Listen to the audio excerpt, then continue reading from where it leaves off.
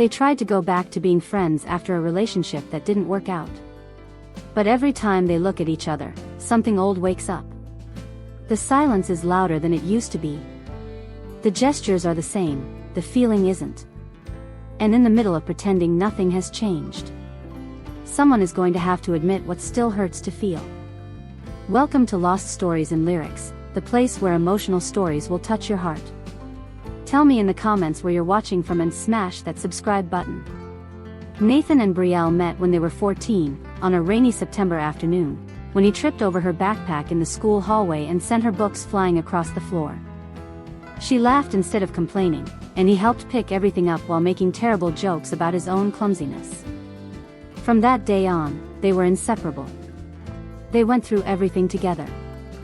They shared secrets in the back seat of the school bus, texted each other late into the night when they couldn't sleep, celebrated victories and wiped away each other's tears. Nathan was the one who held Brielle's hand when she found out she didn't get into her first-choice college. Brielle was the one who stayed by his side when his father walked out and never looked back. It was the kind of friendship that felt immune to anything, solid, safe, unbreakable. At 28, they were still doing all the same things. Every Thursday night, they met at the Rusty Anchor, a bar with worn-out pool tables and a jukebox that only played 80s music. Brielle always ordered the same craft beer, and Nathan always teased her for it, saying she only pretended to like it to seem sophisticated. She fired back that he had no taste and that his cheap beer proved it. He laughed, she smiled, and everything felt exactly the way it was supposed to. On Saturdays, they played basketball at the public court near Nathan's apartment. Brielle wasn't good at it, she admitted that freely, but she liked the competition, and he liked teasing her when she missed an easy layup.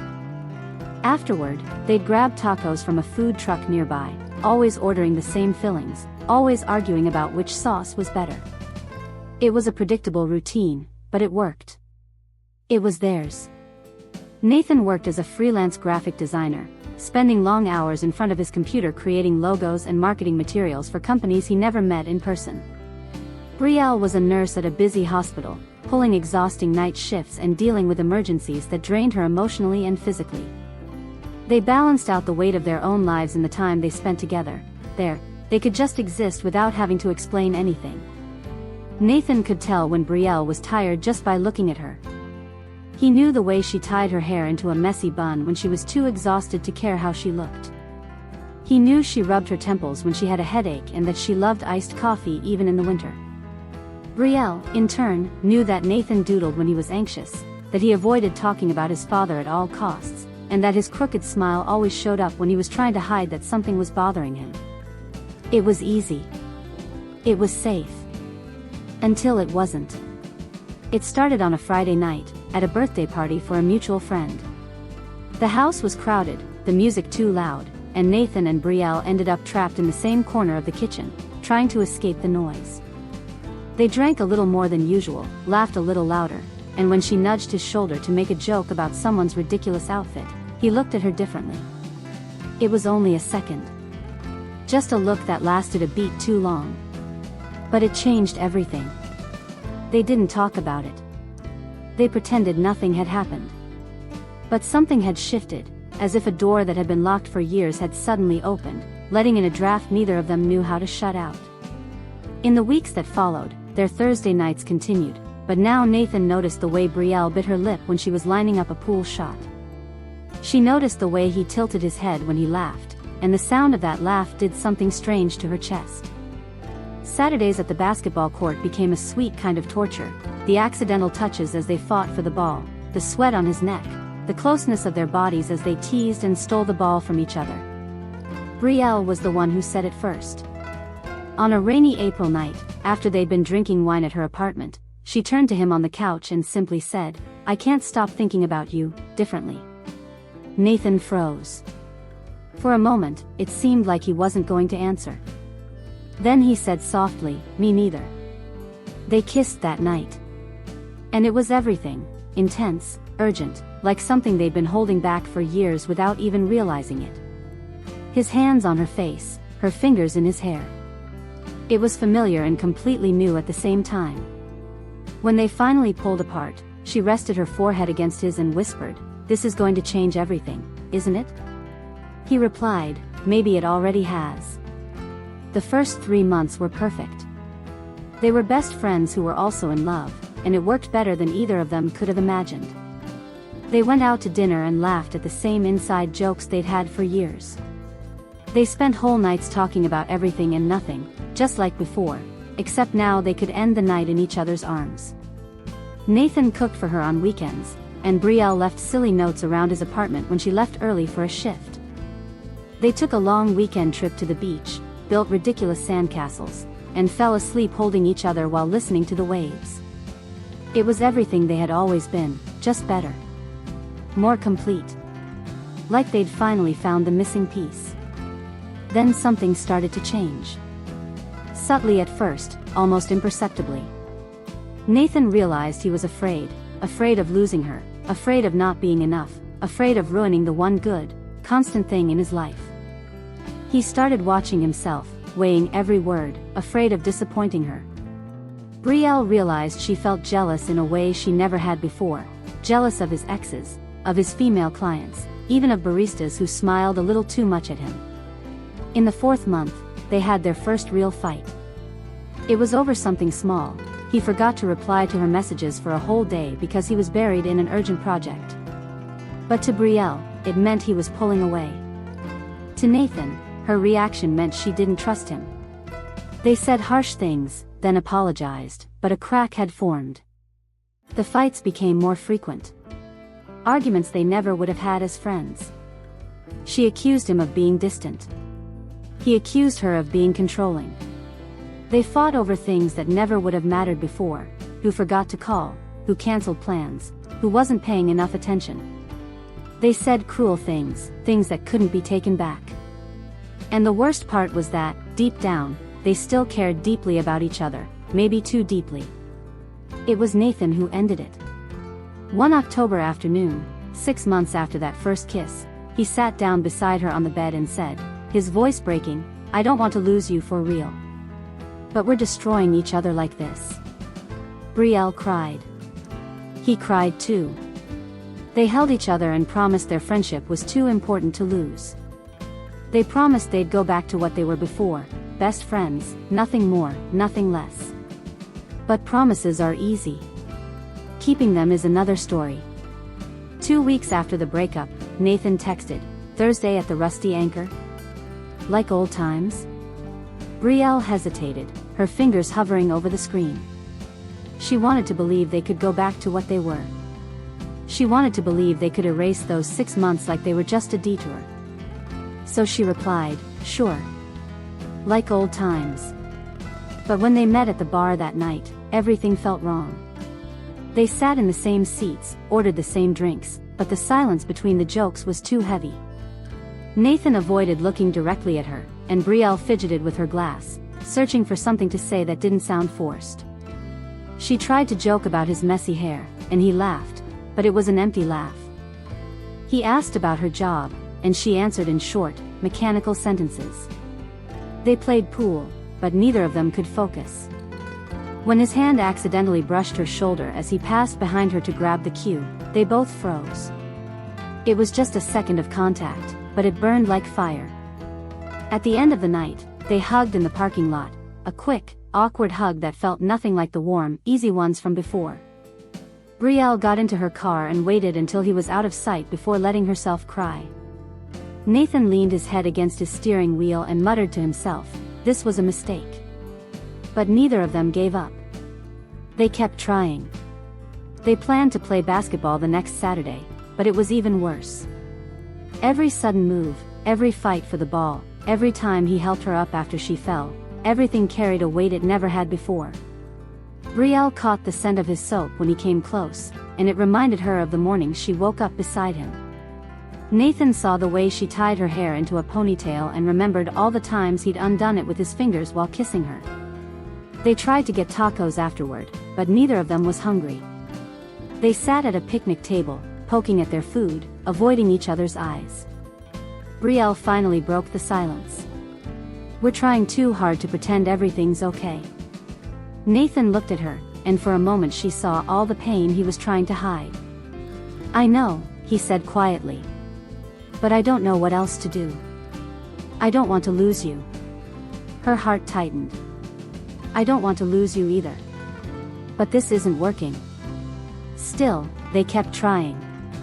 Because giving up felt impossible. Because the alternative was admitting they had really lost each other. A month had passed since that first disastrous attempt to go back to being friends. A month of forced meetups, awkward silences, and smiles that never reached their eyes. Nathan and Brielle kept seeing each other on Thursdays and Saturdays, clinging to the routine as if it might somehow fix what was broken. But every meeting was harder than the last. On a rainy Thursday in November, Brielle arrived at the Rusty Anchor 10 minutes late and found Nathan already sitting at their usual table, absently scrolling on his phone. When she walked up, he looked up and smiled, that polite, shallow smile he had never used with her before. "Sorry I'm late," she said, taking off her wet coat. "Traffic was awful." "No problem," he replied, and went back to his phone. Brielle sat down and ordered her usual beer. She tried to make conversation about a difficult patient she'd had at the hospital, but Nathan just nodded and gave one-word answers. She asked about his work, and he gave a vague reply about a branding project he was doing. The silence dropped between them again, heavy as a curtain. That's when Brielle noticed something that made her throat tighten. Nathan was wearing the blue plaid shirt she'd given him for his birthday, the birthday they'd celebrated when they were still together. She remembered exactly how he'd put it on for the first time, how he'd spun around jokingly to show her, how he'd pulled her into a long, slow kiss afterward. Now he was sitting there in that same shirt, acting like they were just polite acquaintances. "Why are you wearing that shirt?" The words slipped out before she could stop herself. Nathan looked down, as if he'd forgotten what he was wearing. "Oh. It was clean." "Why?" "Nothing," she lied, a sharp ache in her chest. "Never mind." But she couldn't forget. She couldn't forget any of it. Every detail of that bar reminded her of moments with him, the pool table where he'd taught her a tricky shot, standing behind her with his hands guiding hers. The bench by the window where she'd cried about a bad day at the hospital and he'd just held her without saying a word. The bathroom where she'd fixed her makeup before their first real date. Everything was tainted. Every corner, every object, every song playing on the jukebox. "I need to go," Brielle said suddenly, grabbing her bag. Nathan frowned. "But you just got here." "I know.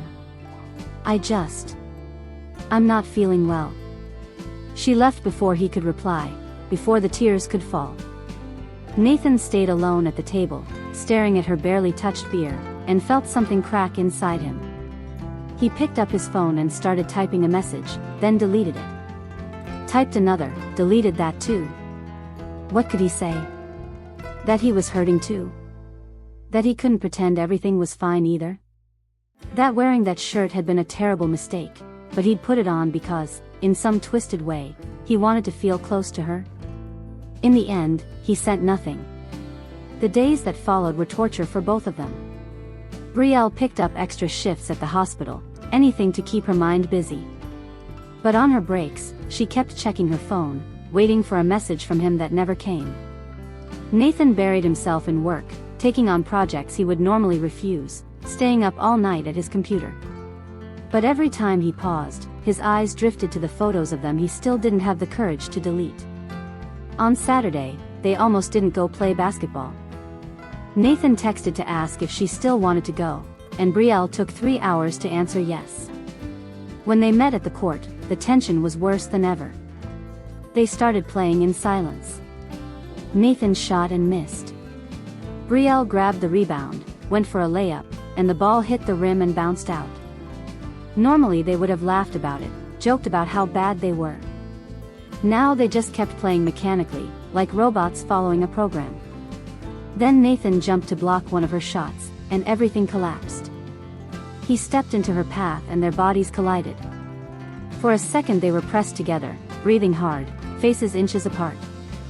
Her eyes met his, and Brielle saw everything, the longing, the pain, the missing. She pulled away sharply, like she'd been shocked. "I can't do this," she said, her voice shaking. Do what? Pretend. Her voice came out louder than she meant it to. Pretend I don't feel anything when you touch me. Pretend I don't remember what it was like before. Pretend everything's okay when nothing is okay. Nathan ran a hand through his hair, frustrated. Then what do you want me to do, Brielle? I'm trying. We're both trying to save what's left. But there's nothing left, she cried now, tears spilling down her face. There's no friendship. There's no relationship. There's nothing, Nathan. Just this broken, painful thing we're forcing to exist because we're afraid to admit the truth.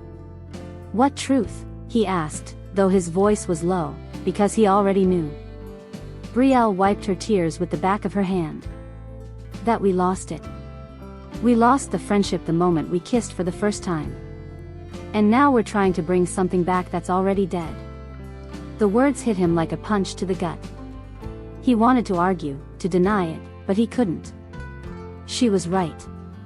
They had both known it for weeks, but neither of them had been brave enough to say it out loud. So what do we do? He asked, his voice breaking. Brielle shook her head, staring at the ground. I don't know. I just know I can't keep doing this. It hurts too much to see you and not be able to, not be what we were. They stood there in the middle of the court, the ball forgotten as it slowly rolled away.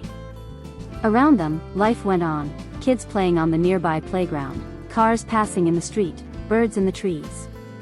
But for Nathan and Brielle, the world had stopped. Nathan took a step toward her, and Brielle raised her hand to stop him. No, she said softly. Please don't make this harder. He froze, his hands falling to his sides. I don't want to lose you, Bri. It was the first time in weeks he'd used her nickname. The one only he used. The one that was just theirs. And it broke something inside her. You already lost me, she whispered. And I already lost you. We're just pretending we haven't. She picked up her backpack from the bench and started walking away. Nathan stayed where he was, watching her go, every part of him screaming to run after her, to grab her, to beg her to try again. But he didn't move. He just stood there, watching the only person who had ever really known him disappear around the corner. When she was out of sight, he sat down on the court, dropped his head onto his knees, and finally let himself cry. In the days that followed, neither of them reached out. Brielle blocked his number, then unblocked it, then blocked it again.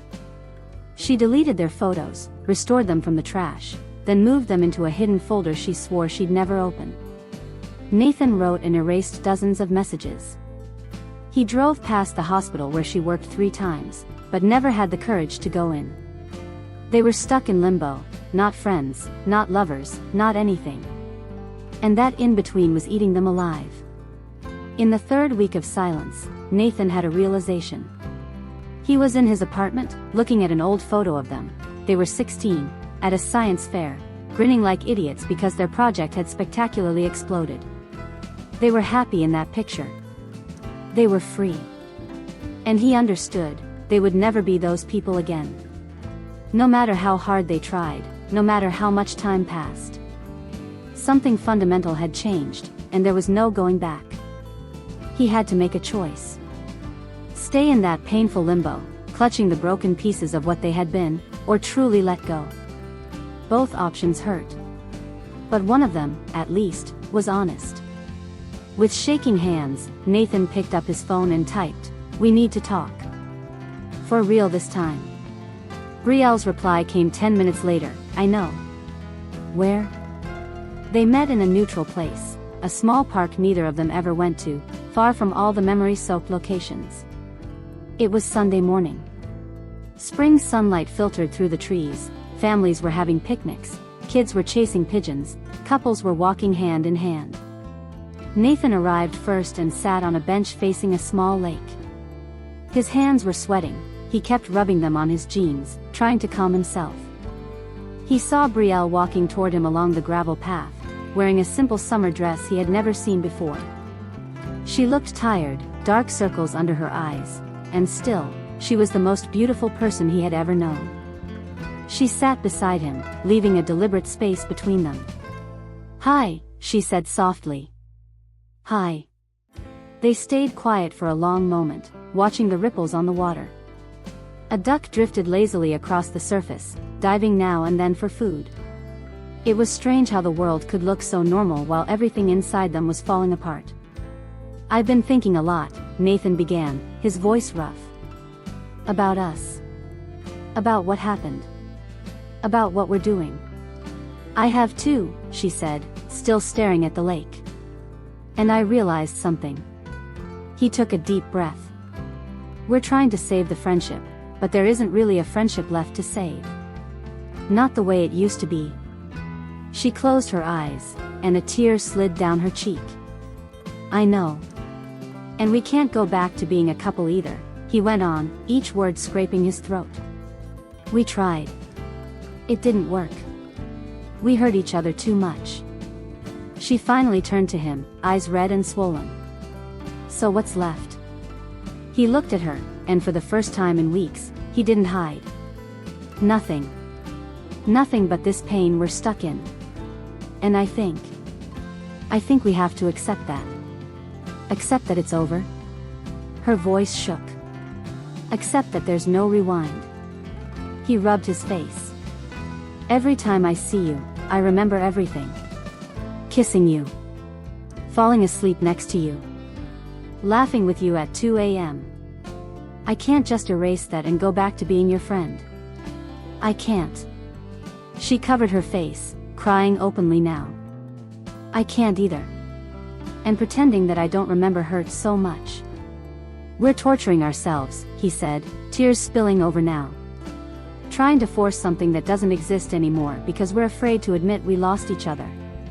"But I don't want to lose you," she sobbed. "You've been my best friend for 14 years, Nathan. 14 years. How do I just let that go? Because the alternative is worse." He turned fully toward her and took her hands. She didn't pull away. "The alternative is this, these painful meetings, these empty conversations, being close to you but never really having you. I can't do it anymore, Brie. It's destroying me." "So what are you saying?" she asked through tears. "That we have to end everything? For real?" "I'm saying I'd rather lose you completely than keep only half of you," he said gently. "This polite, distant, careful version. That's not you. That's not us." She shook, crying harder now. "If we walk away, I lose everything. My boyfriend and my best friend in one move." "You already lost both," he said softly, brushing a tear from her cheek. "We're just pretending we didn't. And it's killing us." She knew he was right. "How did we get here?" she whispered. "How did we ruin something so completely?" "I don't think we ruined it," he said. "I think some things just aren't meant to last. No matter how much you want them to. But it was so good in the beginning," she said. "We were so happy." "We were," he agreed with a sad smile. "And I'll always keep that. But I can't live in the past. And you can't either. I don't know how to live without you in my life." "You'll learn," he said. "We both will. Because we don't have a choice." "And what if someday," she began, then stopped. "What? What if someday we can be friends again? For real? When it doesn't hurt anymore?" "Maybe," he said after a long pause. "But that would be a long time from now. Years. And we'd have to be different people. So this is a real goodbye." "Yes. A real goodbye. I'm going to miss you," she whispered. "Every single day." "Me too. But we'll be okay. Eventually." She stood. "I need to go. Before I change my mind. Take care of yourself, Brie. You too." She stepped forward and hugged him, tight, long, desperate. The kind of hug they used to give when things were simple. When they were just friends. Then she let go. Goodbye, Nathan. Goodbye, Brielle. She walked away down the gravel path. He watched until she disappeared around the bend. He cried. Months passed. They erased each other from their phones, their feeds, their daily habits. It hurt. Then it hurt less. One day, almost a year later, Nathan realized he hadn't thought about her all day. It felt strange. And freeing. They had learned that sometimes love means letting go. That not every story has a happy ending. That you can do everything right and still lose. And that's okay. They moved forward, not together, but onward. Because sometimes losing completely is kinder than holding on to half. And they chose honesty. Even when it broke their hearts. Enjoyed the video? Smash that like button and subscribe for more awesome stories. I'll be waiting for you in the next story.